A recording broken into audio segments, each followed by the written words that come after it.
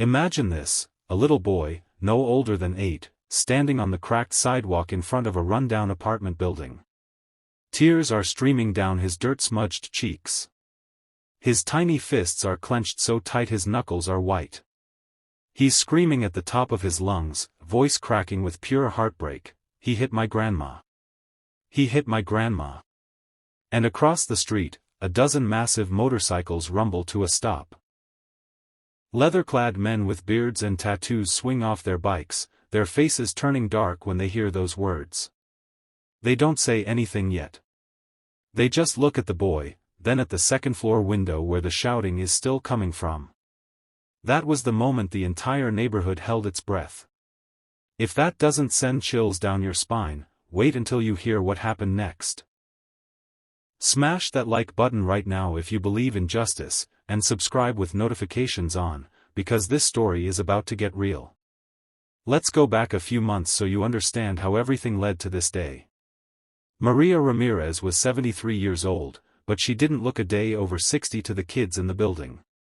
She still wore bright red lipstick every single day, still braided her long silver hair down her back, and still made the best empanadas on the block.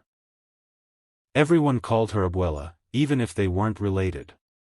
Her tiny two-bedroom apartment on the second floor of the Lincoln Heights complex was the safest place any of us kids had ever known. Door always open. Fresh tortillas on the comal. And a hug that smelled like cinnamon and safety. She raised her grandson, Mateo, alone after his mom, her only daughter, lost the battle with cancer 4 years ago. Mateo was 4 when his mom died. He didn't remember much about her, but he remembered Abuela's arms. He remembered that every night she sang him the same lullaby her own mother sang to her in Puerto Rico. He remembered that no matter how little money they had, Abuela always made sure he had new shoes for school. But lately, things had changed. There was a new man in Abuela's life. His name was Victor Cruz. 45 years old, tall, slicked back hair, always wore a gold chain thick enough to anchor a boat. He showed up 6 months ago with cheap flowers and cheaper promises. At first, Abuela blushed like a teenager. She told the neighbors he made her feel young again. She said he was going to take care of her, take care of Mateo. She even let him move in. We should have seen the signs. It started small. Victor didn't like the way Abuela spent money on other people's kids. He didn't like her giving away food when they barely had enough. He didn't like that she still worked 3 days a week cleaning offices downtown because she refused to let the government pay her to sit on her butt. He started yelling. Then he started grabbing her arm too hard. Then one night we all heard the crash of a plate hitting the wall. Mateo stopped smiling at school. He used to be the kid who ran everywhere, laughing, kicking a soccer ball against the wall until Abuela called him in for dinner. Now he walked slow, head down, eyes always scanning like he was waiting for something bad to happen. When teachers asked what was wrong, he just shrugged and said, "Nothing." But kids talk. And one of those kids was little Sofia from 2B, whose dad happened to be the road captain of the Los Valientes Motorcycle Club. You've probably seen them around East L.A., big guys, patched vests, loud bikes, but they're the ones who hand out turkeys every Thanksgiving and stand outside the elementary school making sure no one messes with the kids. They don't play when it comes to women and children. Everyone knows that. So when Sofia came home crying one day because Mateo whispered to her that Victor pushed Abuela into the table and she hit her head, her dad, Carlos Lobo Morales, didn't even take off his cut before he was on the phone. Word spreads fast in a neighborhood like that. But Abuela, sweet, proud Abuela, refused to let anyone help. She told the building manager it was just an argument. She told the cop who showed up that she fell on her own. She wore long sleeves in June to cover the bruises. She told Mateo over and over, he didn't mean it, Mijo. He's trying. We have to give him a chance. Mateo stopped believing in chances. The night it all exploded was a Thursday in late October. Victor had been drinking again. He came home late, angry because he lost $50 at the track. Abuela was in the kitchen making Mateo's favorite, arroz con pollo, even though they could barely afford the chicken. Victor started screaming about the smell, about money, about everything. Mateo was doing homework at the little table and he saw it happen in slow motion. Victor raised his hand. Abuela put up her arm to block. The hit landed anyway, hard across her face. She stumbled back, hit the edge of the counter, and went down. Mateo screamed. Victor turned on him next, roaring, "Shut up before I give you something to cry about." That's when Mateo ran. He bolted out the door, down the stairs, barefoot in his Spider-Man pajamas, screaming into the night, "He hit my grandma. Somebody help. He hit my grandma." And that's when the bikes showed up. 12 of them. Engines cutting off one by one like thunder rolling away.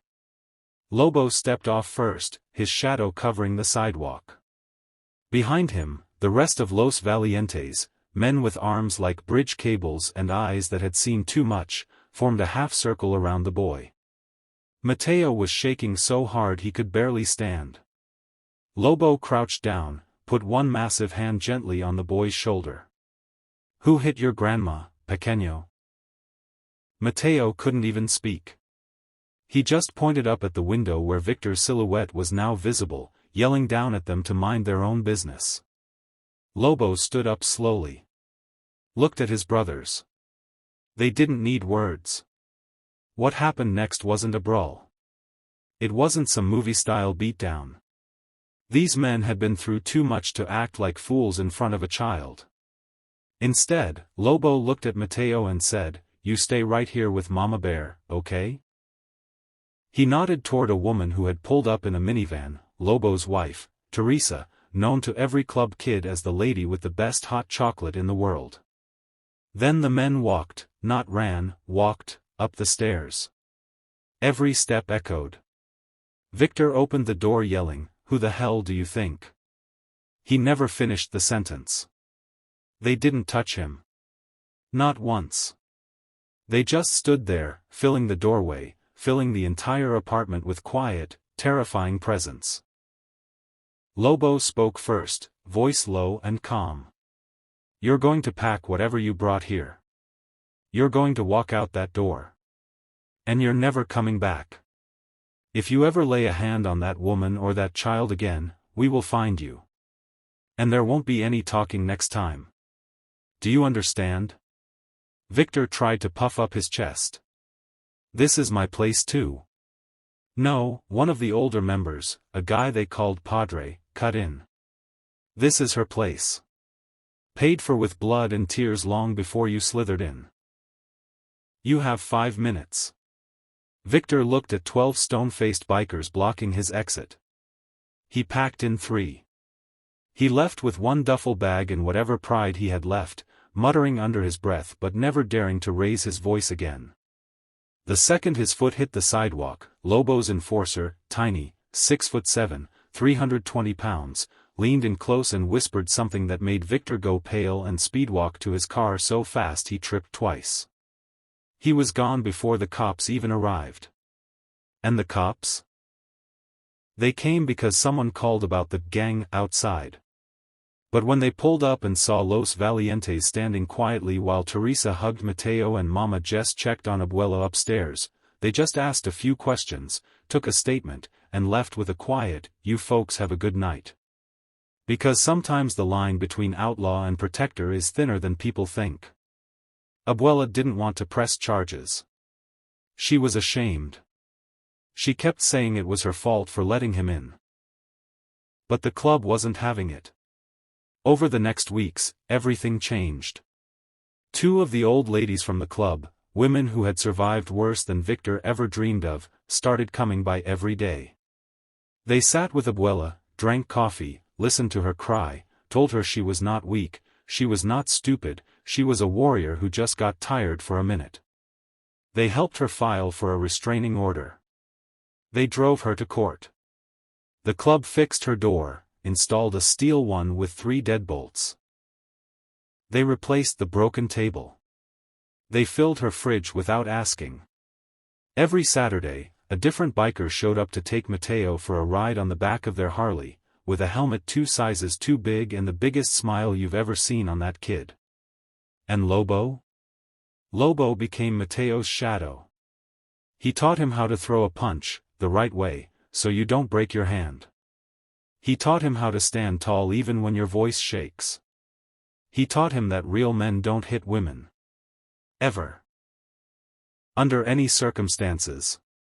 And that family isn't just blood, sometimes it's the people who show up when you scream for help in Spider-Man pajamas.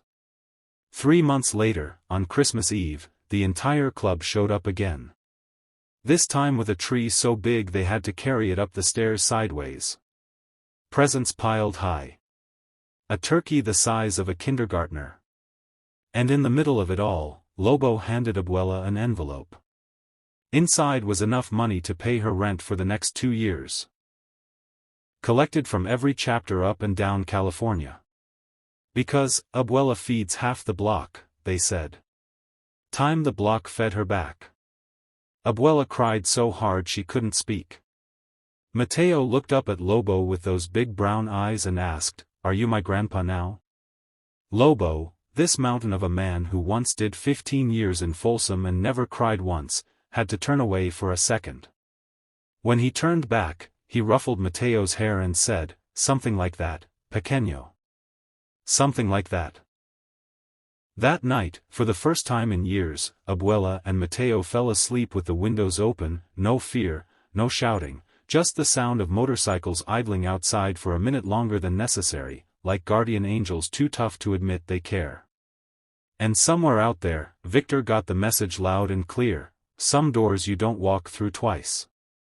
Some families you don't mess with. Some kids, even the smallest ones, have the biggest protectors. If this story hit you in the chest the way it hit me telling it, do me a favor. Hit that like button for Mateo and Abuela. Subscribe and turn on notifications because I've got more real stories like this, stories about the good that still exists when everything feels dark. Because here's the truth nobody says out loud. The world isn't saved by capes.